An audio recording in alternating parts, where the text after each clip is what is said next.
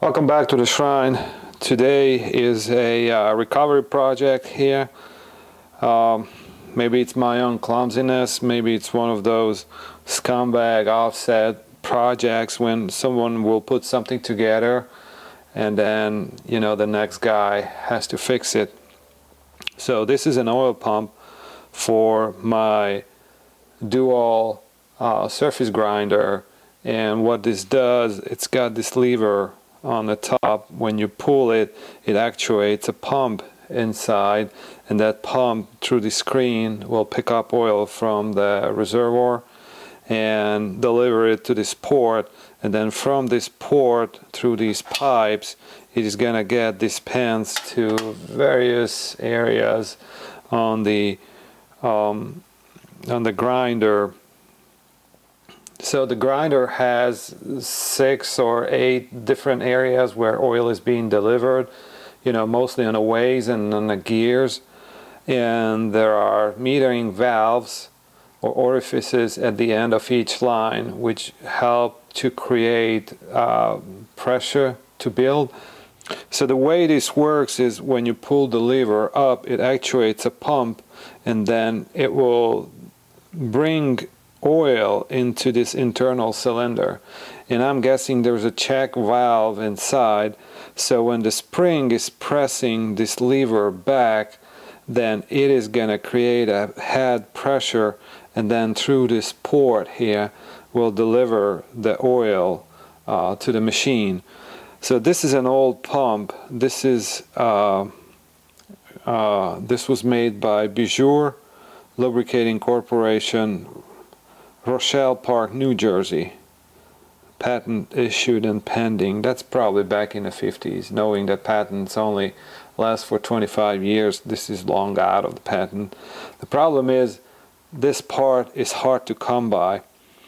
So when I bought the machine, it came with this bracket. And you can see it's just a standard 1.5 inch bracket. And this pump was placed on the top of the bracket, and it wasn't even bolted down because the bolt pattern didn't match the bolt pattern on the bottom of this reservoir. So I decided to make a quick fix for this. I made this new bracket, and this matches the bolt pattern on the bottom. All I had to do is just bolt this on and connect the pipe. So when I was connecting this pipe, what happened is it might have gone in cross-threaded like so, or maybe there were not much threads to begin with, but when I tightened up this bolt, the threads pulled out. So you can see that the threads are gone. There are some threads on the bottom, but not much. The way this pipe works, it's got a flare end that mates with the tapered hole on the inside, and then once this nut is tightened, then it will create a sealed interface. So since this part is hard to come by, I decided to go and try to fix it. So this would need a helicoil, but I don't think that helicoil exists. So what I decided to do is I went ahead and I had a couple of these M10 by 1 bolts just laying around in a toolbox, so I'm gonna use these. You can see that I used one of these for an old project. So what I'm gonna do is cut an M10 by 1 thread in the housing, and then create eventually a helicoil that will adapt this guy here. So I was trying to figure out the thread size for this nut, and I checked it out with my thread pitch gauge, and long and behold I found a tab here that is a perfect match. This is a 5/16 and 24 TPI. So that's the size of that thread.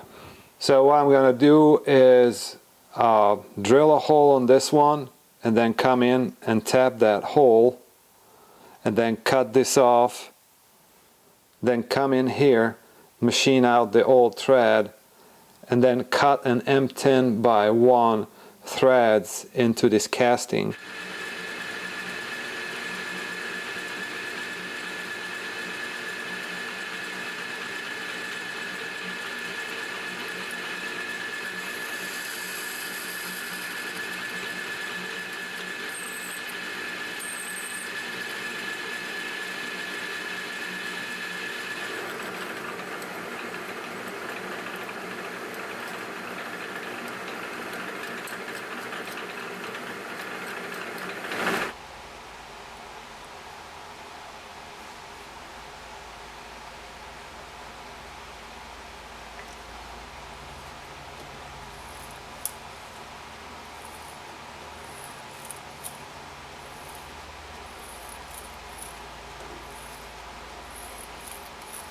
So I got the threads cut, as you can see.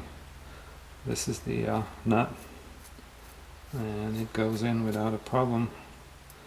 I gotta tell you, there's not much wall thickness left there. I laid it out. I laid out the 5/16 24 threads with the M10 by 1, which the pitch is essentially almost the same. And then the wall thickness here wasn't much. So that's my shot. I couldn't put a larger thread in there. There's not enough wall thickness in the casting, so I'm gonna roll with that one. I got this bottom portion wrapped so that chips don't get into the pump area. And you can see here there's not much meat left. So the thickness of this flange is only 15 millimeters, and the hole is already in 8 millimeters. So once I come in, I'm gonna bore it up to about 9 and then cut the threads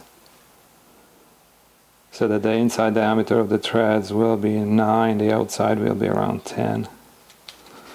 So first thing is set this thing up. I'm just gonna use a machinist square to set this up perpendicular.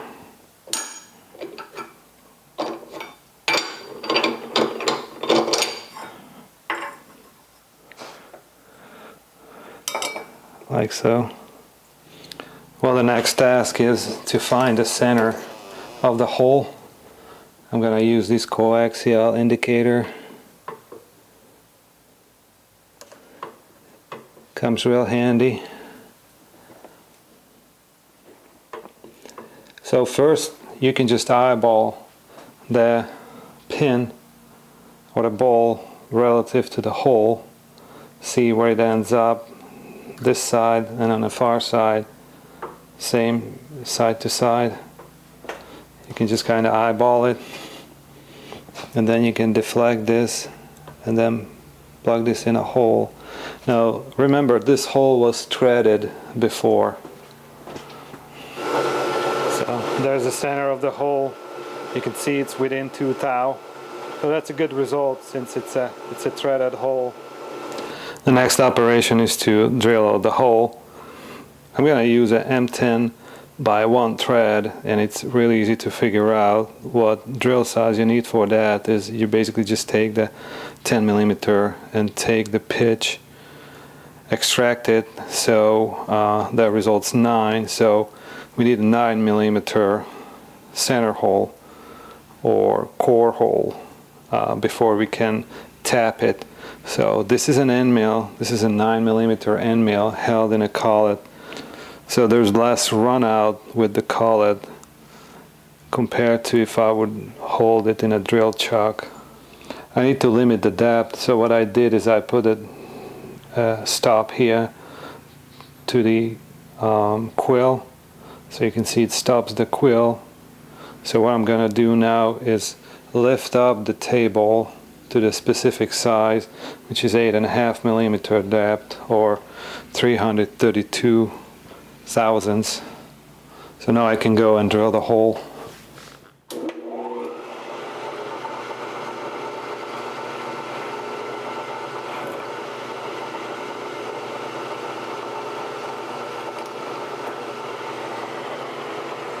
That's it.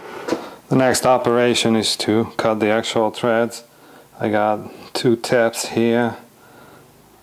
One is a starting hand tab, and then this is a bottoming. You can see that the chamfer on the end is different, so this has a more tapered end, and this is like a 45-degree end. We're going to start with this, and then we're going to finish with that.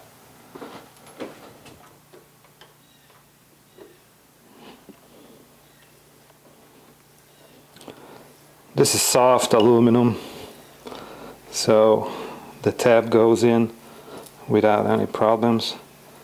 Every once in a while you want to turn it backwards to clear the chips. That's it. So it only has 5, maybe 6 thread engagements. 1, 2, 3, 4, 5, well, maybe 6.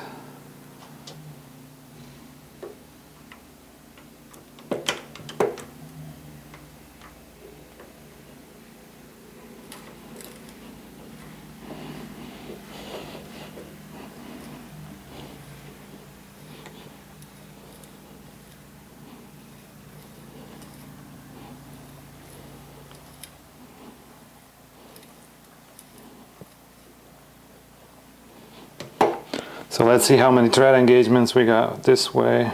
So that's 1, 2, 3, 4, 5, 6. So, well, that's the best I could do. Let's see if the threaded bolt goes in.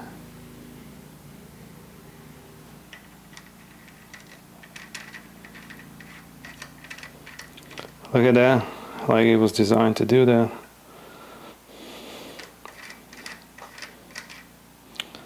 So now I need to cut this to size and lock it in with thread locker. Check this out. It only took me 2 tries.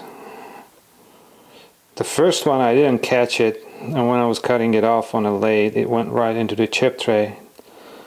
Then I cleaned my chip tray. For half an hour I couldn't find it, but that's what the helicoil looks like. And I found a matching screw. So with that and a couple of washers I can install it into the bore just like so. I'm gonna go and use Loctite 609 medium strength retaining compound in particular. There's just some alcohol on a rag. I just want to make sure this surface here that had oil on it is nice and clean, so the Loctite will have a chance to grab. Let's put the medium strength retaining compound on it. Gotta make sure it doesn't go to the internal thread, because I'm gonna have to pull this screw out. So I just want to lock the external thread like so. Leave it there overnight, come back tomorrow, see how it looks. Looks like the Loctite did its job. Well, today is 2 days later. Let's see if this thing fits. Look at that. Fits like a glove. Next thing I'm gonna do is create a nut for this end so I can plug this up, and then I'm gonna install it and then do a test to see if it leaks here, because I don't want to put it together and then find out that it leaks.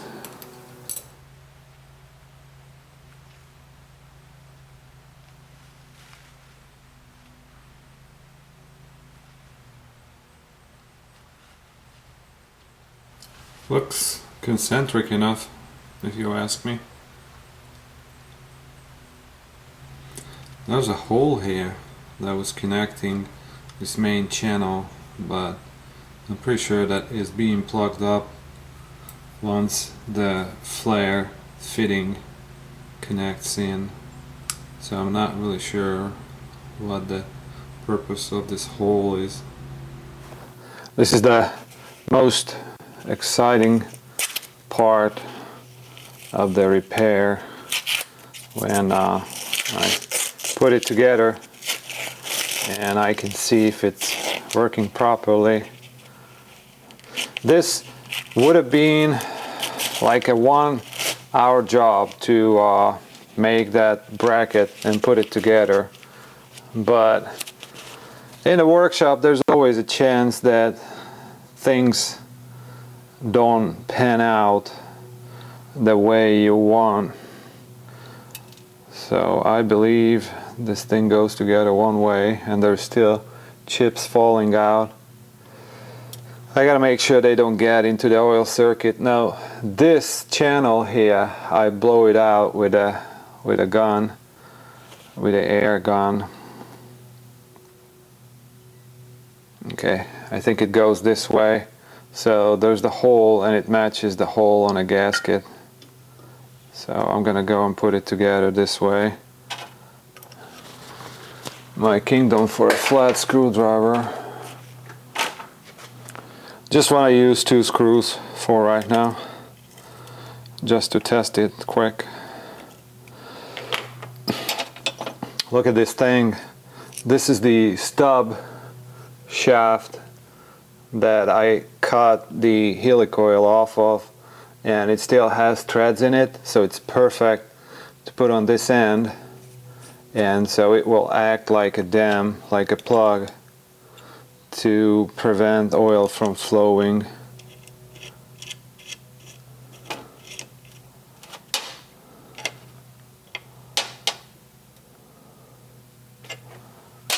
And now the moment of truth. Are you guys ready?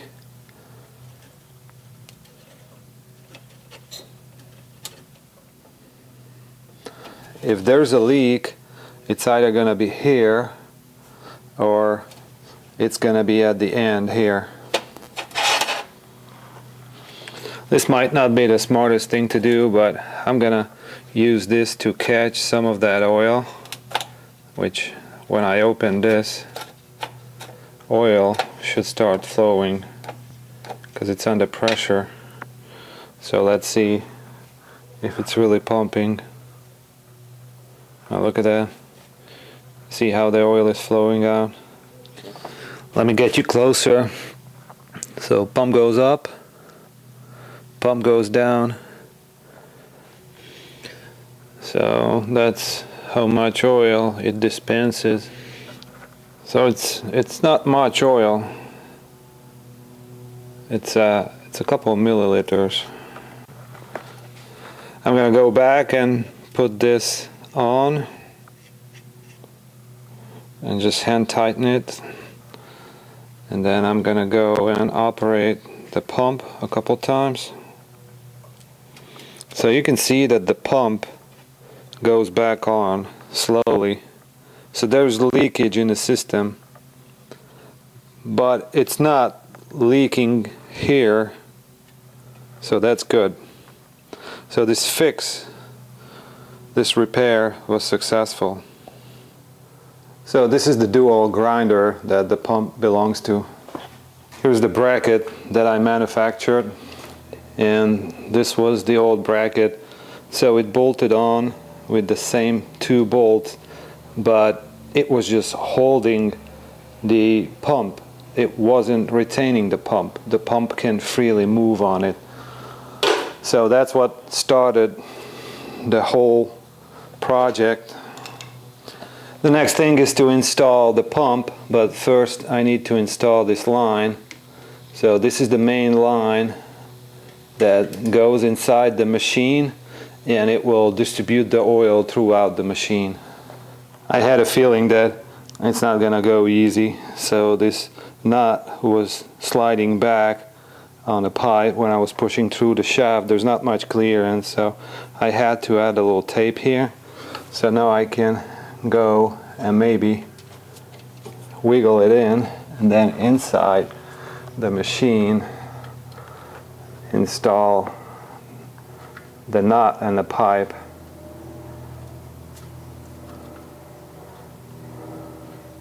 And I'm just gonna hand tighten this inside nut for the time being.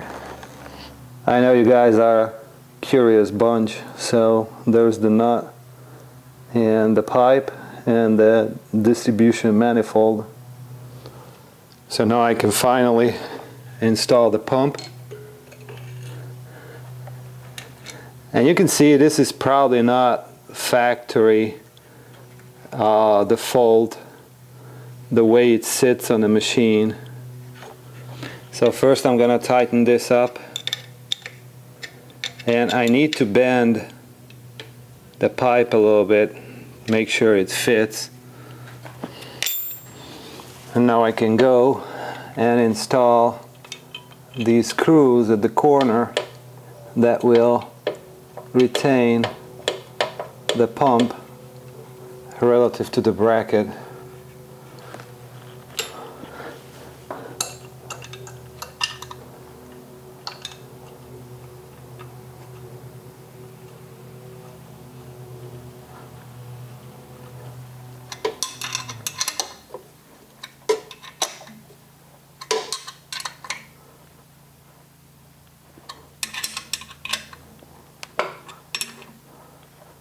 It's kind of scary to tighten these bolts up because this is aluminum, and you don't know what's next that can happen. So I'm using a short wrench. As you can see, it's just a 4-inch wrench. I don't want to over tighten these. So finally I'm going to go and tighten up this bolt here.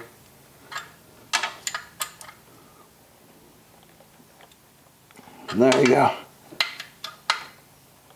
It doesn't need much. This is also a flare fitting, and you can see it goes into an aluminum housing, so I don't want that thing to crack on me. It's done. Let's go and operate the pump, see what happens. So you can see it takes about 3 seconds for the plunger to go back. I'm looking for leaks here. There's nothing. I'm looking for leaks down here. And I don't see any leak. So that's good. Hopefully the oil is getting distributed everywhere in the machine. And now the pump is in secure location. This plunger is accessible easily, and it's on the operator side, so I don't see any problems with that. It's got a glass in the front, so I can monitor how much oil there is in the grinder. And with that, this will be a wrap. Hope you guys enjoyed repairing this casting with the pulled out threads. If you're not subscribed yet, please don't forget to do so. See you on the next one. Bye.